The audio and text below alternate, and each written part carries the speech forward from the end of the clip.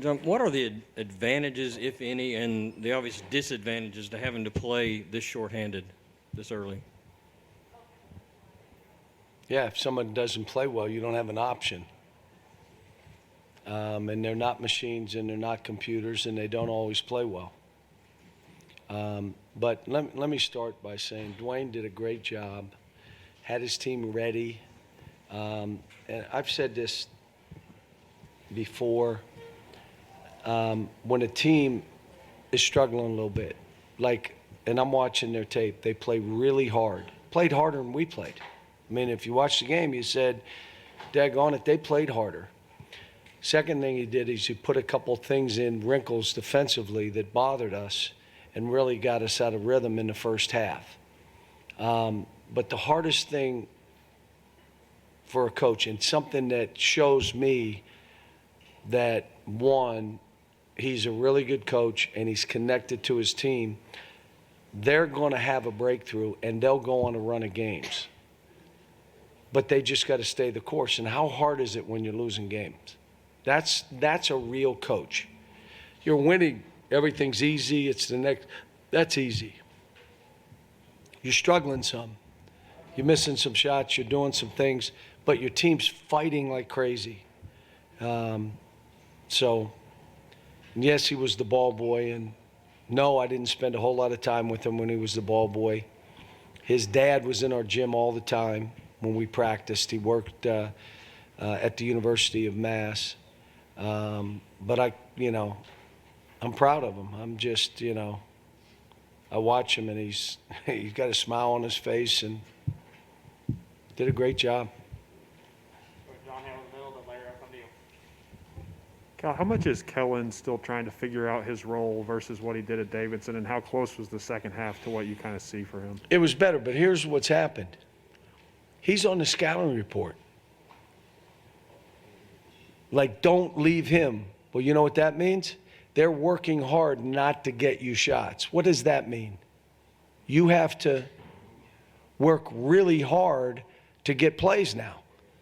You got to work harder than they're working to keep you from scoring to score.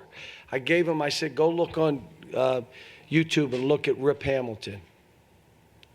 Rip Hamilton, skinny dude that could score and catch it and shoot. And they all said, we're going to keep him from doing it. You know what he did? He sprinted. He didn't run around the court. He sprinted to get himself free to make shots. And you know what? When he sprinted, everybody else ended up being open because they tried to stop him, and the guy slips to the basket, lobs, guys trying to help on him. That's where Kellen is. You're on the scouting report. You may be the top of the scouting report. John, what do you hope Oscar learns from the last two games about foul trouble? That he is going to get the foul crap. He's going to get fouled and grabbed and pushed. Got to deal with it. His advantage is 255. In the eyes of others, that's a disadvantage. So they let him be grabbed and held. I mean, it's what it'll be, and deal with it. You can't push back. You can't. He did. He came over twice and said, the dude's grabbing my arm. So I said, look, just play. But,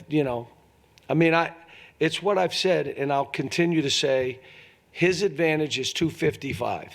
If a guy backs under him and he goes to rebound, that should not be a foul. Well, he's got to go straight up and down. He was, except the guy displaced him and moved him back. And so now he grabs the ball. He's like that. Well, it's over the back. It isn't. He went straight up. Is displacing a foul? I don't know. But we'll watch the tape and try to learn.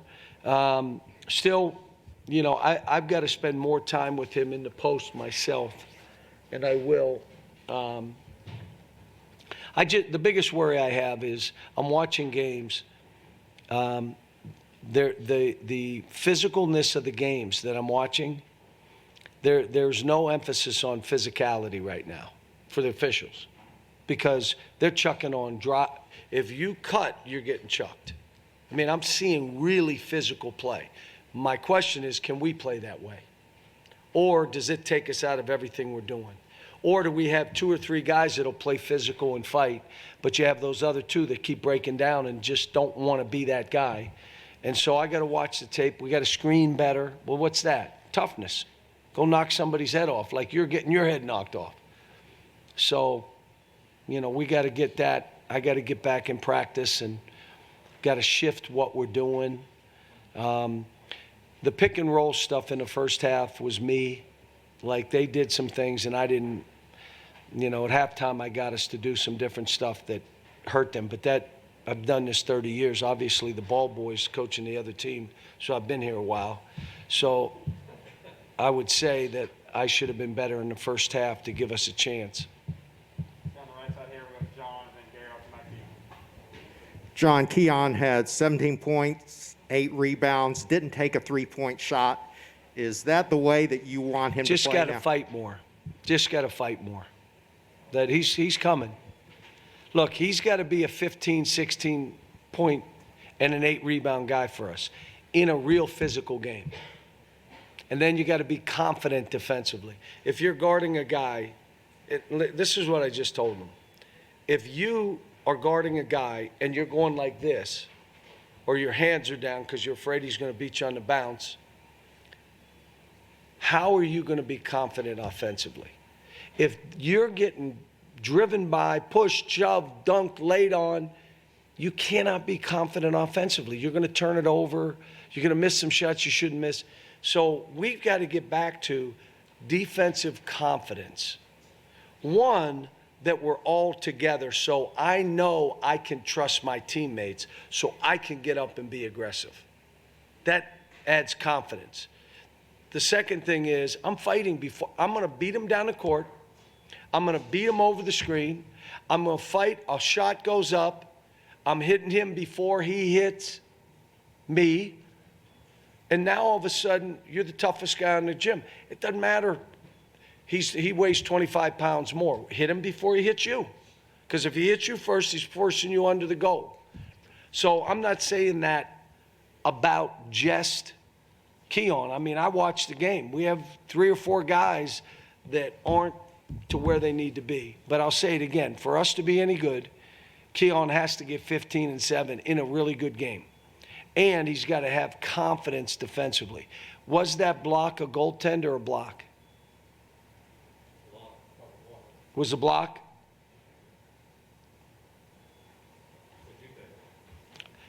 I couldn't see it.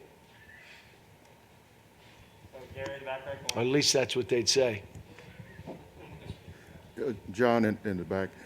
I guess as physical as they were playing, were you kind of satisfied with the small runs in the second half that kind of gave you all a little breathing room? Well, the biggest thing is we made a couple shots.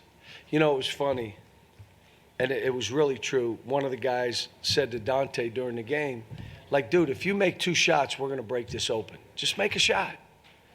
And I want him in there shooting balls. And you have to understand, I kept saying, just keep shooting. And then I told him after the game, when I go to my office tonight, we'll probably see you in the gym shooting, right? Because you're getting your opportunity. Now you got to take advantage. And we need him. We need him.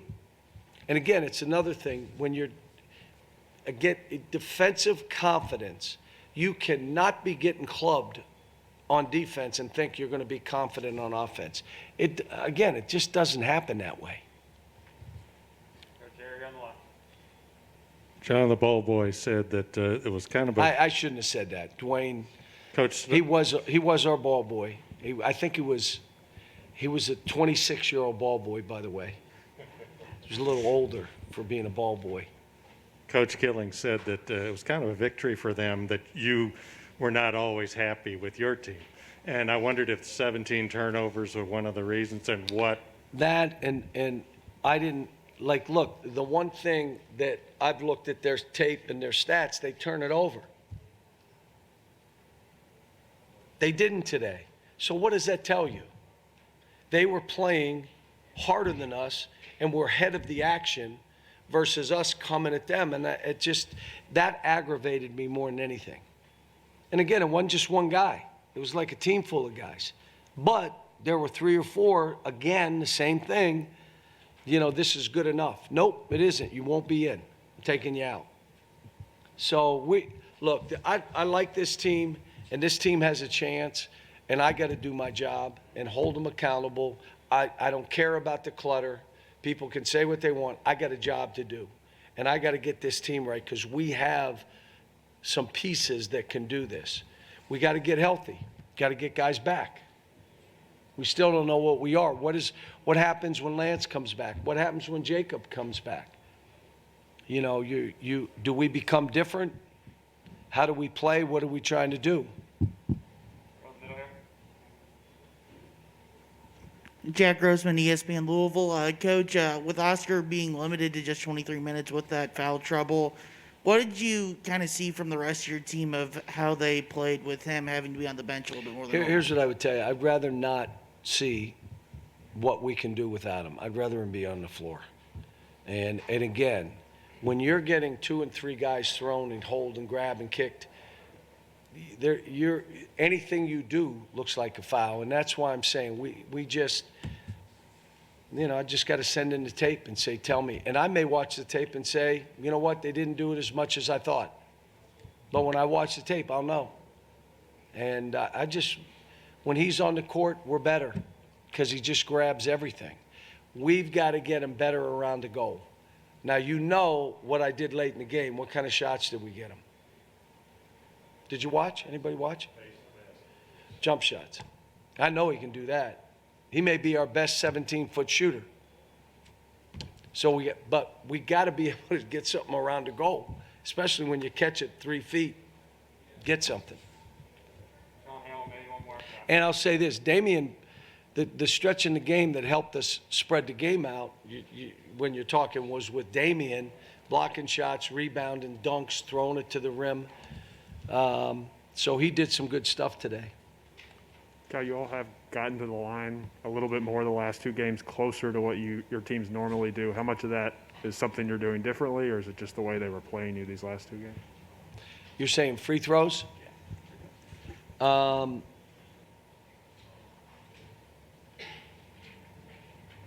Some of it was guys going to the rim. We still shot our floaters. We're not shooting as many threes. I think this is a 22 shot 3-point shooting team. But let me say that when you shoot 22 threes, are you going to get fouled? No. You're shooting floaters, are you going to get fouled? No. Your misses, and they end up being 70% shots. But you still in the open court have stuff to get to the rim, which we have to do.